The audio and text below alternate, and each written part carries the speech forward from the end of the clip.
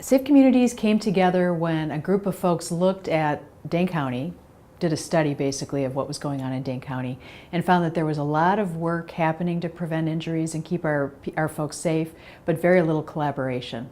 So that's really what we're about, is all hands on deck. How can we all work together? Because it's too large of an issue and a problem for each organization that has a stake in safety to be working independently. Safe Communities is about 300 different organizations and partnerships. So everybody from healthcare, emergency rooms, physicians, nurses, physical therapists, anybody in the healthcare realm that can do something to prevent injury. Law enforcement, first responders are significant partners in the effort. Churches, faith communities of all sorts, schools, senior centers, youth serving agencies. Basically anybody that has a role to play to make our community safer. We run 4 large programs, overall programs, and they deal with our top causes of injury in Dane County. So falls prevention for older adults. That's our #1 cause of injury, death for older adults. We have Stepping On, an injury prevention class, falls prevention class for older adults that's been shown to reduce falls by 50%. And so it's really a powerful, great way for people to stay independent and safe. We have our Parent Addiction Network and our naloxone training for families that are dealing with addiction. And again, a way for families to get the resources that they need if they're facing that tragedy. Suicide prevention, we have QPR, Question, Persuade, Refer. It's a training so everybody knows. It's like the QPR for suicide prevention, so everyone knows how to respond in a crisis. And then we have our traffic crash prevention initiative, which includes Alive at 25, which is a course for young drivers who are at great risk of crash to be able to come and take the course and become better, safer drivers.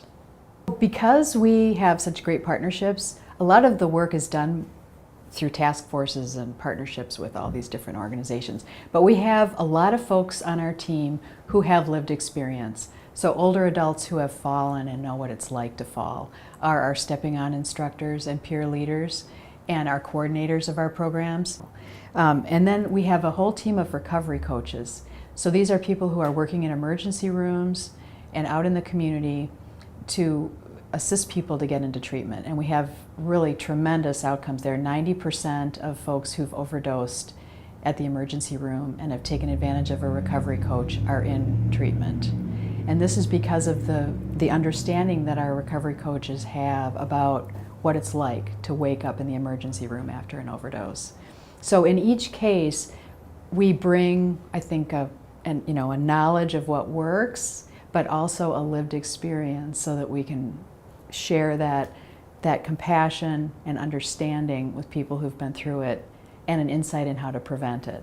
One of the most amazing parts of Safe Communities is how they engage experts, professionals and experts who know the material and who come here and throughout, in this case, the state of Wisconsin. So retired police officer Jean Papalia is a trainer who works for Safe Communities, and she comes here and offers training. What used to be once a month is now every other month because we're making headway in connecting with people in this particular area. Really, Safe Communities works for everyone, on behalf of everyone in our community. It doesn't matter what your income level is. We work with anyone in the community that's at risk for any of these top causes of injury, and that's everyone.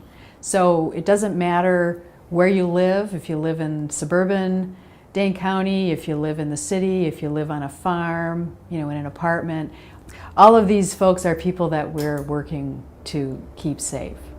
What Safe Communities has done for us is empowered us to be a bridge builder to hope, to education, and to reducing the trauma that accompanies mental illness issues closely related with suicide and suicide prevention. So Safe Communities offers this training free and engages with professionals. So they're the leader in this offering that we often receive all the kudos and we hear stories and lives that have changed.